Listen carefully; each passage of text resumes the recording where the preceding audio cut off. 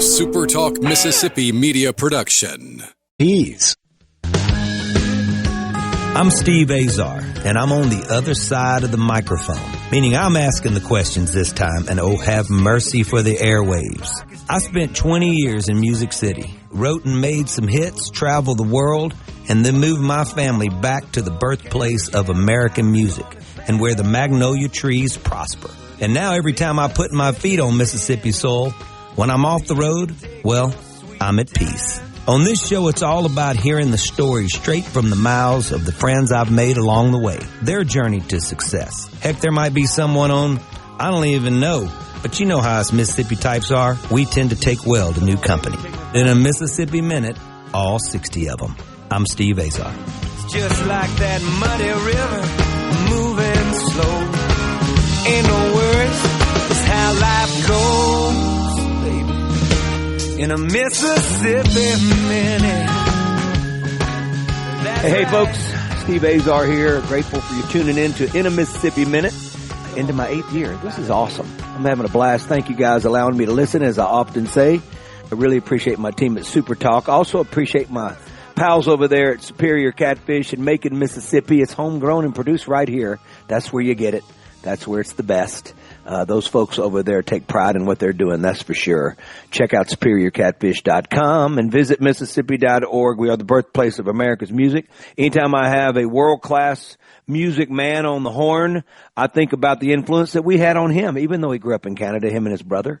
We'll get to him right now. He's been on a few times, but I like to have him on before he road trips down to the foundation event, our foundation event, the Delta Soul Celebrity Golf and Charity event, which he and his wife Jody have been so gracious with their time, helping us raise money for a lot of the causes down here. I can't wait to have him on the golf course on Delta soil. He is family. And from a family, speaking of world-renowned musicians, he was spawned, highly regarded as one of rock's most prolific drummers, no doubt, for his work with the American heavy metal band Megadeth. I mean, you got to be in shape. One of his latest projects and his band Withering Scorn. Speaking of Withering Scorn, he and his brother just finished recording their latest record. His brother Glenn, guitar player from Megadeth as well, and they're in the process of mixing it. I can't wait to get the skinny on the inspiration. Did they fight when they were writing the songs? I want to know the whole thing. To watch him play drums, it's very athletic. He's a heck of a golfer. He moves the golf ball very well around the course. It comes to mind just how hard he's worked to stay in shape and to be one of those guys recognized throughout the world in our business as a go-to man with all the rhythm. He makes his home in Atlanta, like I said, these days. He'll be ringside here soon, so let's get to the rock star himself, my pal Sean Drover. Hey, Sean. How you doing, buddy? Thanks for the awesome introduction. You know, I'm kind of loose with you because, you know, you're a brother. A lot of times I'm doing these, I stick to the script, but I see you right now with your long, wet hair, which everybody can't see. And then I just sort of forget what I'm looking at up there. I just let it come from the heart. There you go. Yep. What's been going on with you and Jody? How's the family? Everything's great. We're obviously excited about, the event. The golf event's going to be great. It's I play a lot of these events as you do as well. And primarily this is about raising awareness and ultimately raising money for said charity. So I'm always proud to be a part of it. Oh, I love it. Well, we love having you. You know that. You sort of stuck with us. We're like Hotel California in a way. Anytime you come for the first time, there's a good chance you always have to come back. We got some new folks. Cliff Levingston's coming from the Chicago Bull days with Jordan when they won a couple championships. He's been so gracious. Our boy Jim Sonnefeld is coming for the first time from Hootie and the Blowfish. Yep. Jake Coker, national champion quarterback for Alabama, also won one at Florida State. He's coming. Seth Power, who you're going to love, a really great musician, was a great athlete. 3-sport D1 offers. Wound up playing football at Mississippi State, and has been a heck of a singer-songwriter, making his living out of the Jackson area, which is really cool. You're going to love him. So we got some new folks coming in. Everybody else is the same old that won't ever leave like you. Yep. I'm a lifer, and I'm glad to be just that. I mean, Jody and I love your event. It's honestly the most unique event I think that I play.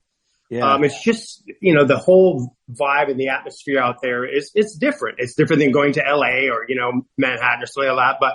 But I got to tell you, we talk about it all the time, how much fun we have with you guys. And it's just like you suggest, it's just one big extended family is what it is. And that's what keeps us coming back for a myriad of reasons. You know what I love is I tell this story a lot, and I know my listeners are probably going, here he comes again. But to me, it exemplifies a lot. I was a celebrity guest at the Monday after the Masters for we call them the Kentucky Bourbon Boys, right? Yeah. And I kept giving them heck because they had all this Kentucky Blue on, and I knew it, and I was saying they were from Duke and that. So I was already on their bad list. And after a few holes, I said, come on, guys, I'm messing with you. That night I dedicated I Don't Have to Be Me Till Monday, which you got to play at Monday after the Masters with the guys, to them. And then they said, we're coming to Greenville to your charity event. And so they came, and the first day they saw Marshall Henderson. And Marshall Henderson gave Rump Arena grief. I mean, he stood up and he let the whole crowd know. And when you do that there, he lit them up. He beat them there. Anyway, and then he won the SEC championship and was the MVP, I'm pretty sure. Anyway, just amazing guy. When they said, why is he here? I said, not only is he here, I have got y'all paired with him today. And they said, we're never coming back. Never going to happen. And then next thing you know, they come off, they're arm in arm. And they were at his wedding in Dallas, and he's had them on the field for Kentucky games. And that just shows you right there. And the point I'm getting to is the beauty in this thing, besides, our point of doing this, and also economic development and all that, and using our creative world to help boost it down here, and give us some morale and all that, which has been so beautiful and we're grateful for. It's the relationships that are made from all over the map. Yep. And I love that part of it. That's the part I think that's the magic here, more than most. So I appreciate you saying that. All right, let's talk about this new record on Withering Scorn. How'd you and your brother Glenn work through this process? This is how many albums y'all have worked on? This is our second record. And we've been working on this one for over a year. Our first record came out July of last year. Actually, I think, it came out. Last time we talked last year, it was done and turned into a record company. So we're kind of on the same track right now. And, it turned out great. We're real happy with it. And we're literally getting ready to, Glenn sent a couple of test mixes for a couple of songs. You know the process. So we're slowly, getting into that headspace now where, listening for, ear candy or all that good stuff, to add the little finishing touches. But, sonically, it sounds we love it. Glenn's the engineer, right? Glenn is, all, aside from being the guitar player and stuff, he's had his own studio since 1995, actually. So it's been 30 years. Can you imagine how seasoned that, it's like a skillet, a big black iron skillet that you've never unseasoned, and it's been cooking all this great food since the 90s. Can you imagine you guys are that seasoned together? Does it just get better? I think it does, because again, with the knowledge that he acquires, again, with Pro Tools and all this technology now, and I don't know the first thing about it, and I'm fine with that. He's that guy, and he's really hands-on with all these new plugins and all this crazy stuff. And it just keeps, when you think there's no way we can get this next record better, here we are, a year and a half later, and it sounds better than the first record. I don't know how. It's a great thing, and he loves it. He's been doing it for 30 years. Gradually, how it goes. You gradually build your studio, you get all that stuff. But we're at the point now where it's, he's so dialed in. You got to have that certain mindset to want to do all that. I always kind of they're very mathematical. They dig it. Like when there's something new out, they just love exploring it, and they like to play with wires. But interesting that he's a great guitar player. Usually it's the rhythm section. Most of the folks that I know that have become really great engineers, they're bass players or drummers. Seriously. Sure. And producers as well. I've known a lot of great producers have come from back behind that kit where you sit. Sure, of course. And I wonder why.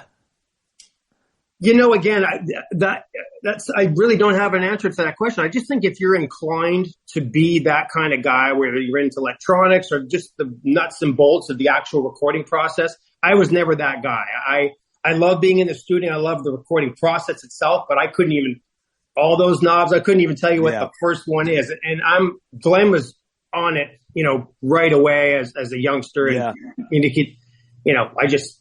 I I never really asked him why he even gravitated towards that. It's actually a really good question. You don't even ask. You just do it. My brother's the same way. My brothers run sound for me, and all the arenas ran it for Vince Neil, the head sound guy, tour managed for him, managed the Crickets, and I'm not, the Crickets, Shelton, which is Hank 3. He even did the outfield on the road for many years. Wow. I don't know, many years, but a while, and managed them as well. But he was a front house guru and just loved it. Anyway, our brothers, we'll let them do that. We'll stick to that. But I know both of us will eat Superior Catfish at a minute's notice. SuperiorCatfish.com, homegrown in Mississippi, and visit Mississippi.org. We're talking music with Megadeth, Withering Scorns, phenomenal drummer, my pal, Sean Drover. Don't go away. 'Cause like the dawn, you push it all away.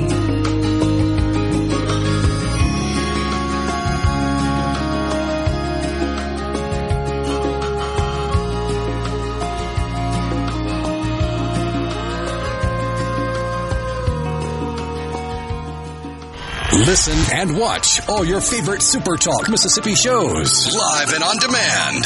Listen to tons of music. Plus, get the latest breaking news from across the state with the SuperTalk Mississippi app. The SuperTalk Mississippi app. Download the SuperTalk app on your iPhone or Android device now for free. Just search SuperTalk Mississippi in your app store on your mobile device to get everything Mississippi all in one place. The SuperTalk Mississippi app. Here we go.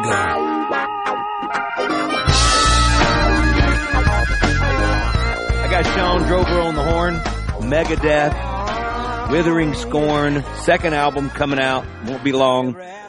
Just one of the greatest drummers that have ever seen the planet.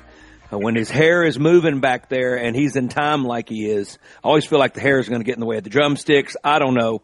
All I know is it's a special thing to turn yourself around on stage and look back there, and he's locked and loaded. Speaking of locked and loaded, you can go to store.superiorcatfish.com, make a little purchase, and Superior Catfish is going to show up to your door.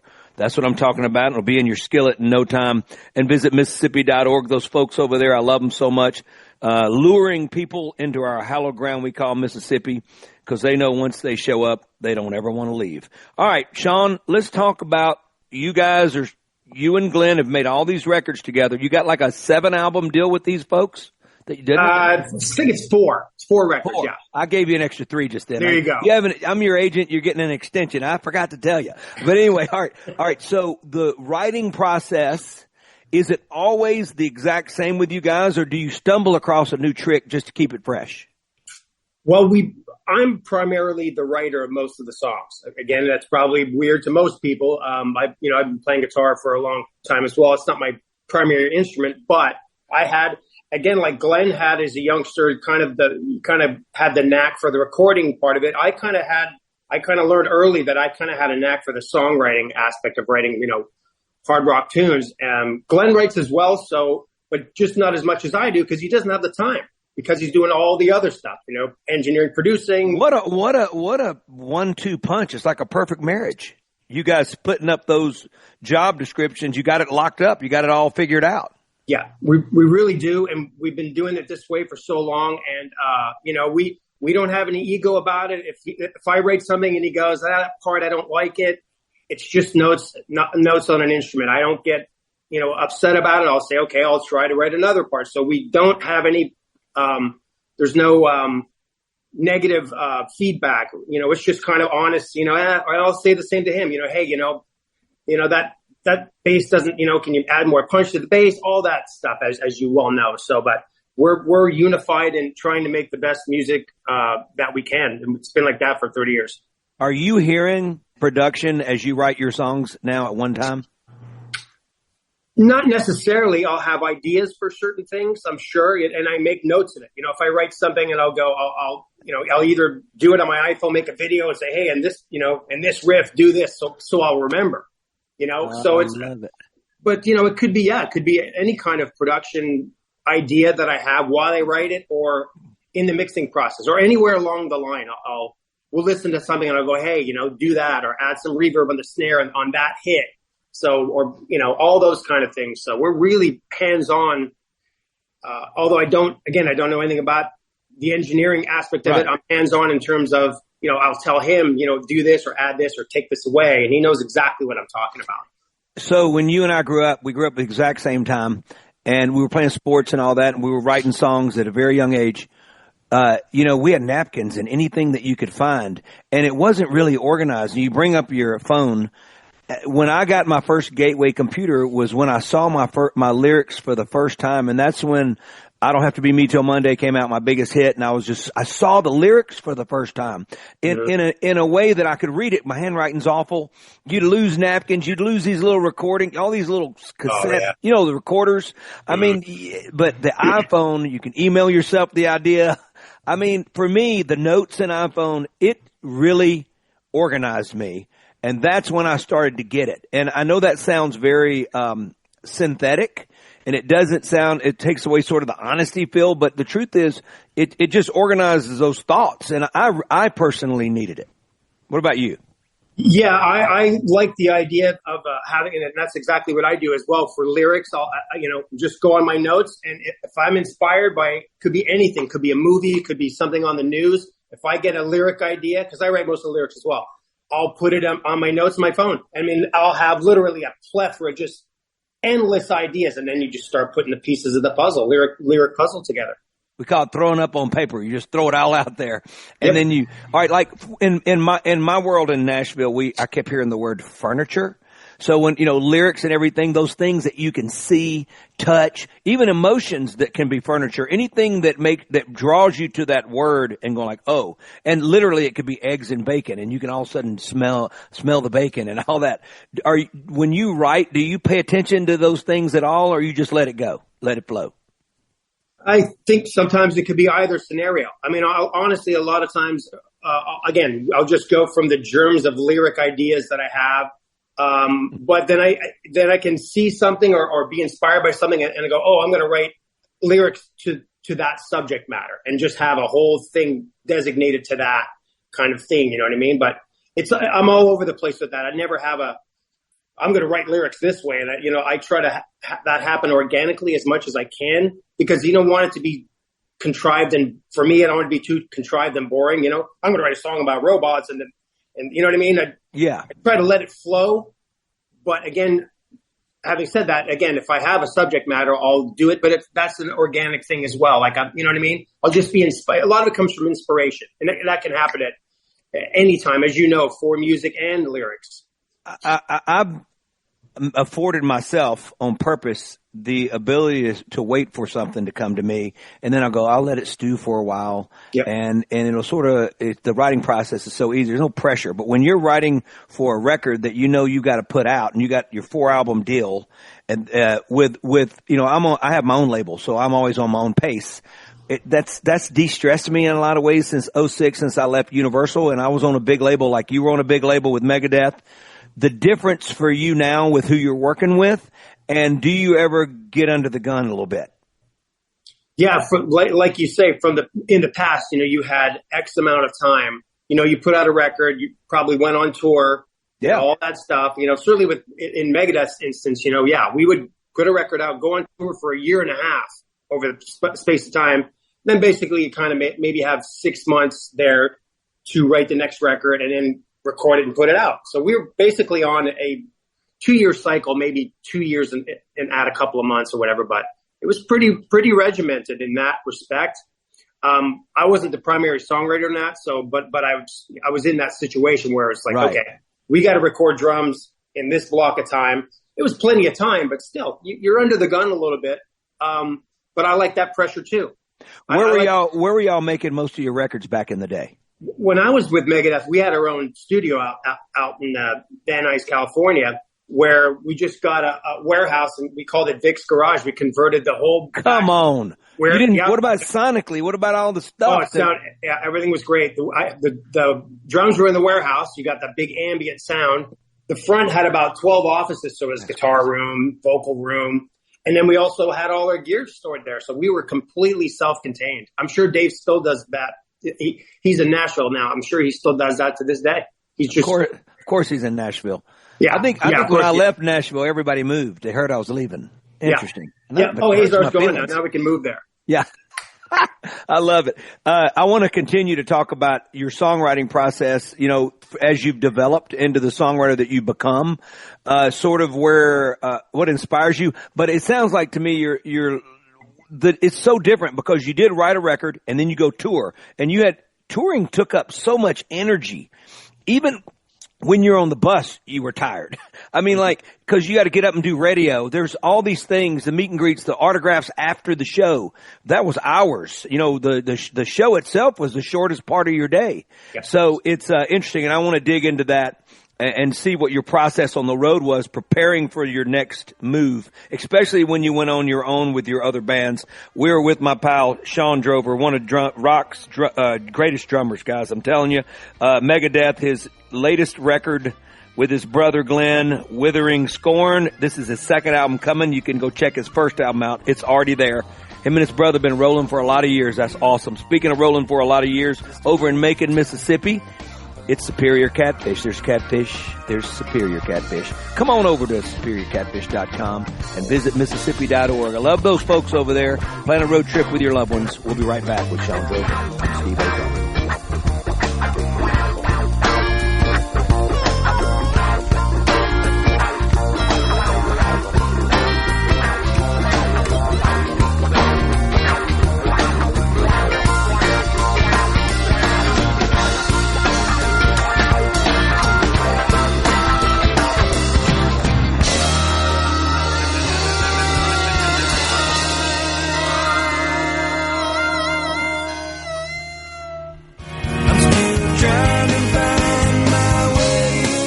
$20,000 available for first-time home buyers.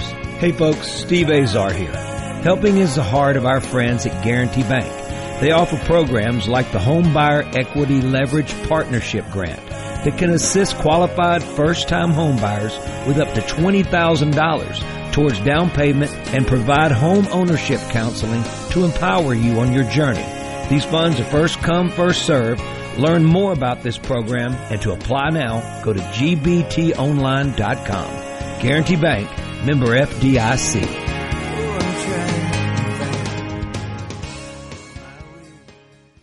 Listen and watch all your favorite SuperTalk Mississippi shows live and on demand. Listen to tons of music. Plus, get the latest breaking news from across the state with the SuperTalk Mississippi app. The SuperTalk Mississippi app. Download the SuperTalk app on your iPhone or Android device now for free. Just search SuperTalk Mississippi in your app store on your mobile device to get everything Mississippi all in one place. The SuperTalk Mississippi app. From the Seabird. In a Mississippi Minute with Steve Azar, right here on SuperTalk Mississippi.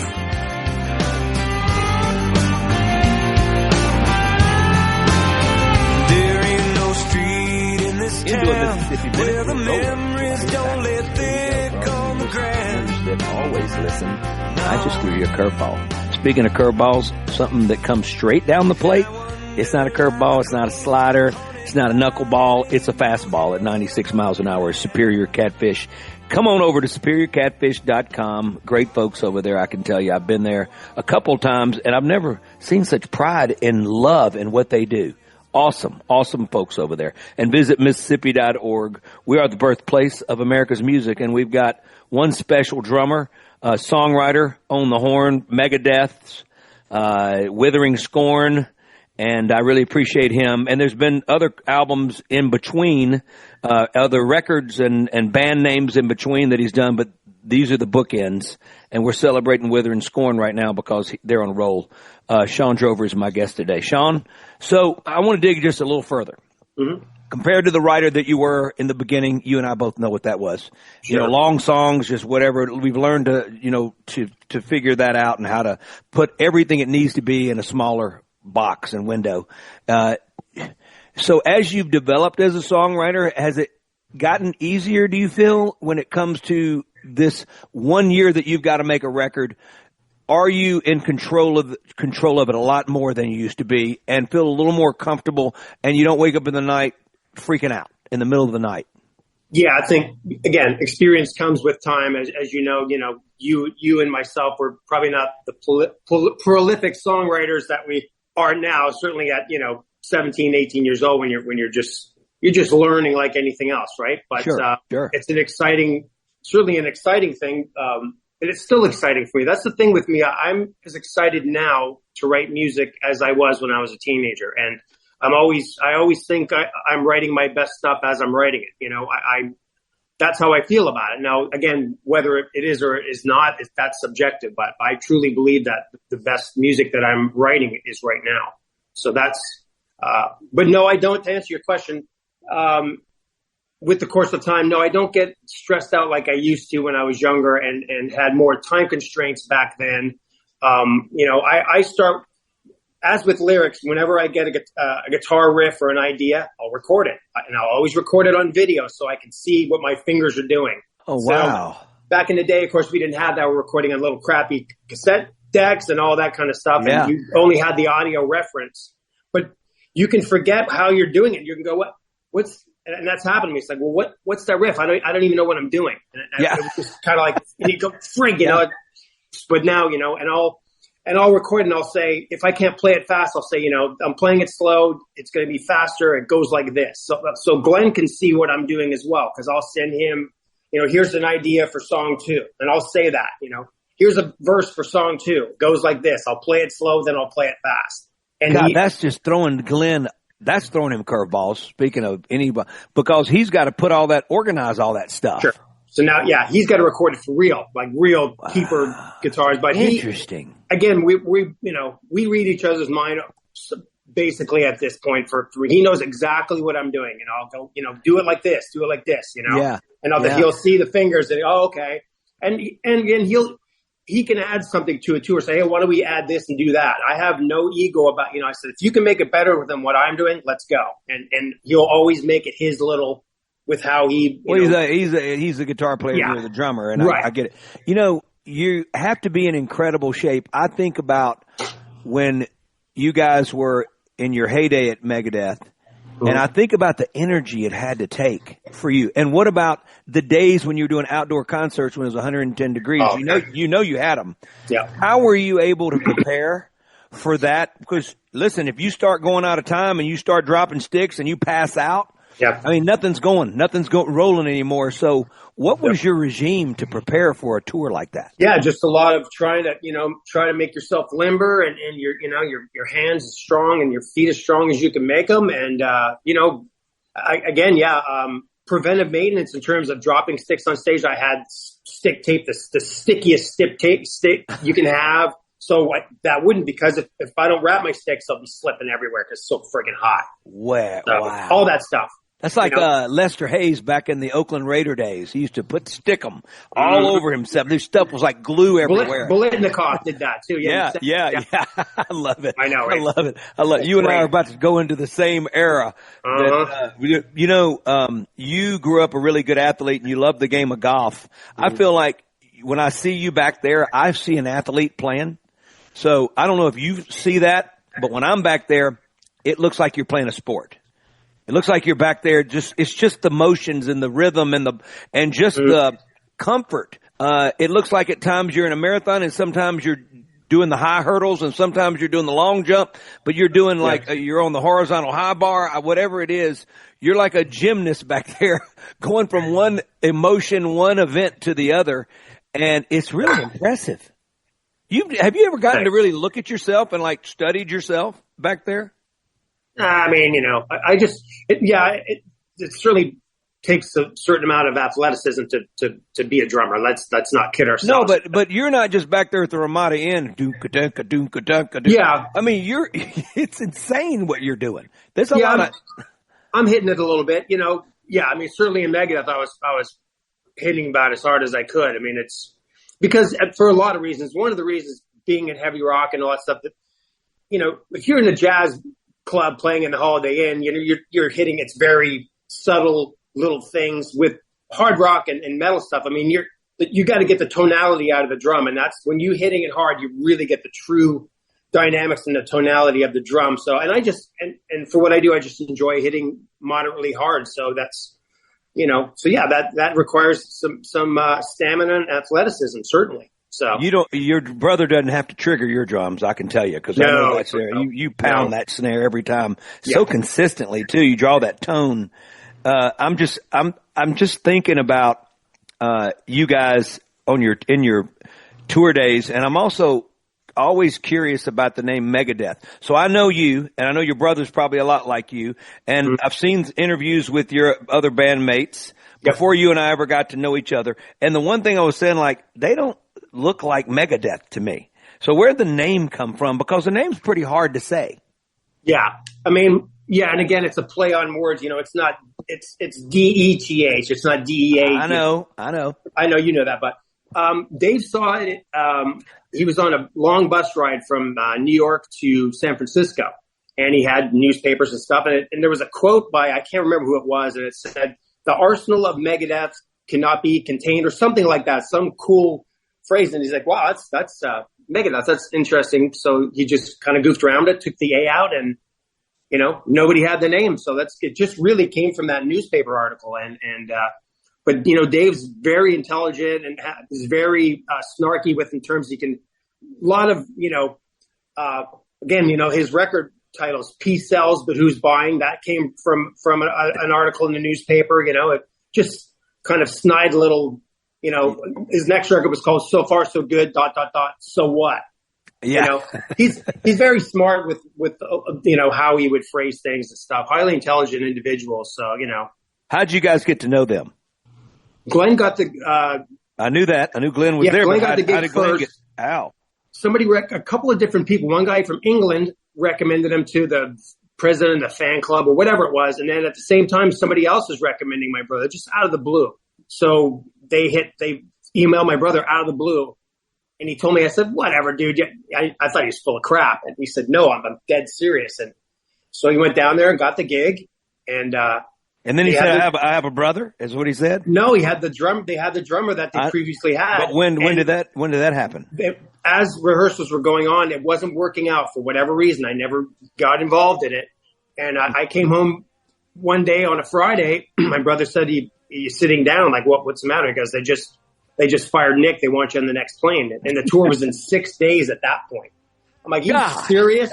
God, it's crazy. So, you know, I just said, you know, all right, listen. Yeah. Let's talk about that feeling and emotion once you found out how you prepared in 6 days for what we just talked about, which is insane freaking stamina that you have to have. We're with Sean Drover, Megadeth drummer, Withering Scorn. You can check out their first record. It's out. The new record will be out soon. Superior Catfish, it's always out. It's right there. It's ready to get on your skillet, in your broiler, in your oil, in your grease, and oh yeah, baby. Produced right here in Mississippi. Go to superiorcatfish.com. Visit Mississippi.org. It is a song. Plan a road trip to your Mississippi. We'll be right back.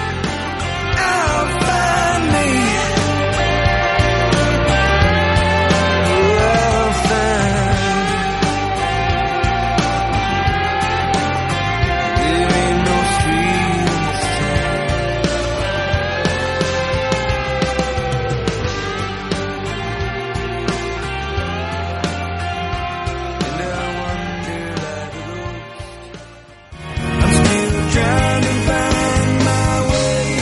To $20,000 available for first-time home buyers.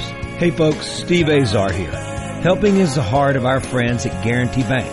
They offer programs like the Home Buyer Equity Leverage Partnership Grant that can assist qualified first-time home buyers with up to $20,000 towards down payment and provide home ownership counseling to empower you on your journey. These funds are first come, first served. Learn more about this program and to apply now, go to gbtonline.com. Guarantee Bank, member FDIC.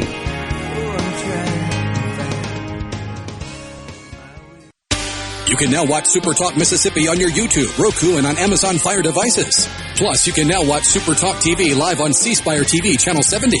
Just go to supertalk.fm/connect to find out more. Attention. Have you... Flying down that levee road, trying to see a short segment left with my pal Sean Drover from Megadeth, Withering Scorn, and beyond. Just really interesting life, interesting story, and what a really good guy he is. You can tell by the brides we married that we're all right. We're pretty good guys because our brides they make us shine, that's for sure. He's got a great bride in Jody. My wife Gwen loves her. And all the folks here at Delta Soul love both of them. And we're excited about having them on Mississippi Soul very soon. Speaking of Mississippi Soul, I'm telling you, folks over in Macon, Mississippi, they're producing catfish like you won't believe it. Just come on, go to store.superiorcatfish.com. Have it delivered to your door. You'll be cooking it up in no time. And visit Mississippi.org. Oh, yeah, good folks over there. They always want you to road trip. Plan a road trip around your Mississippi that you haven't done in a while, or maybe you've never done. And, you know, you're going to meet some new friends because that's what Mississippi's all about. All right, Sean Drover is my guest today. All right, Sean, let's go to the time when your brother says, are you sitting down? They just fired, and I keep thinking me, like him, you know, like he needs you to console him, and the next words out of his mouth is the drummer. That was Nick, you said? Yeah, it was Nick. Okay. Yeah. Mm-hmm. So Nick's out the door. Sorry, Nick, we love you, but yeah. Sorry. In comes you. You've got to learn how many songs, and you've got to be in shape to do these shows. And was the tour outside in the heat in the summer? The tour was in October, so it was mostly you got lucky. I did get lucky. I really did. So, yeah, I had to learn 15 or 16 songs for the first show. I think, you know, it was I learned as many songs as I possibly could. I think we did an 80-minute set that first night. And I mean, literally, we had 4 days to rehearse, 1 travel day, and the show was in Reno, Nevada. So, I mean, I was listening to stuff from the latest record, which wasn't even released yet. 30 minutes on remember the Discman? Remember that back in the day? Yeah. I would be literally behind my drum kit 30 minutes before we're going on stage, you know, trying to remember that certain riff. I mean, Glenn and I had cues. I would say, hey, and that new song, turn around and look at me, so I'll remember that riff. And he wouldn't. I mean, can you read the number system, the national number system and all that stuff? No, absolutely it'd be easy for you. But let me ask you this. So you're telling me you did this strictly off memory? Sure, yeah. No, there's no sure to it. You can't do that because the drums are more complicated in the music style that you play. So how's your mind working like that? And did you ever get to settle in? How many shows was it before you really got to settle in and just play? Probably a hand. You know, once I was completely comfortable with the songs and knew them backwards and frontwards, then you're off to the races, right? But I always kept. Yeah, I mean, it's certainly 5-10 shows, and I was comfortable with that. I was never completely comfortable on stage because I always kept myself on my toes. Things are going on. You know how it goes. It's a very, you know, the music is complex and you have to stay in your toes for so many reasons. So I could never fully be, you know, just chill. But, you know, again, I was always completely sober. I never had even one drink before a Megadeth show, but just, there's no way. For me personally, you can't do it. I have to be completely focused and, but you know, it was like studying for the ultimate test. You're either going to rise to the occasion or you're not. So there was failure was not an option for me. I did what I had to do. You know, what's the plan as you guys put records out? Because you're not going on a 1.5-year tour. No, we're not. And honestly, I don't want to. And we discussed it when we started. It's like, look, we're not going to grind it out. I did it with the band that I left after Megadeth, the band called Act of Defiance, which was with the other guitar player for Megadeth, Chris Broderick. I went out and did that for 3.5 years, and we grinded out there. It's just so hard to make traction in the kind of music that I play now. For a young band, people aren't buying records. I mean, we can go on and on and on about this. You know, the business model is completely different. Sure. So anyway, we made the decision, you know, look, we're completely content with recording new music. And if we play a couple of shows, festivals in Europe, no problem. But I'm not going to go on tour for 1.5 years. No.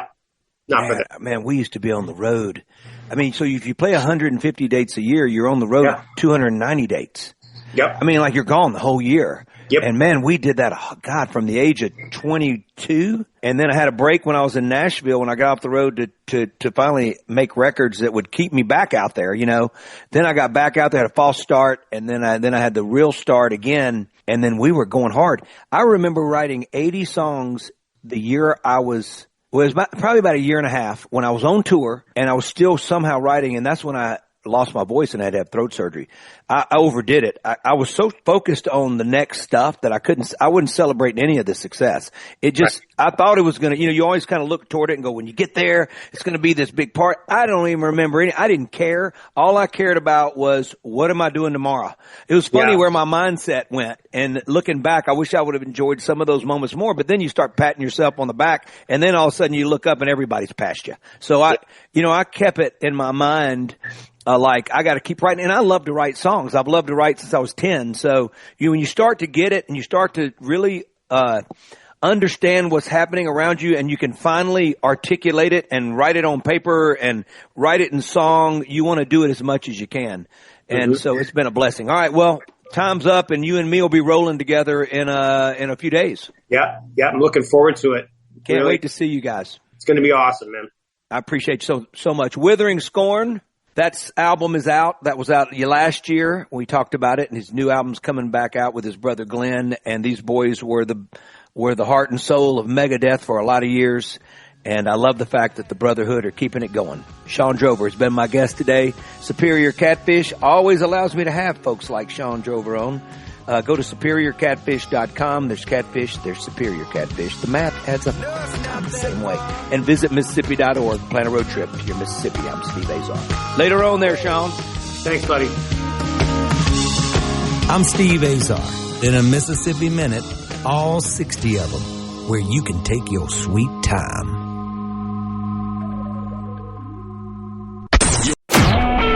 A SuperTalk Mississippi Media production.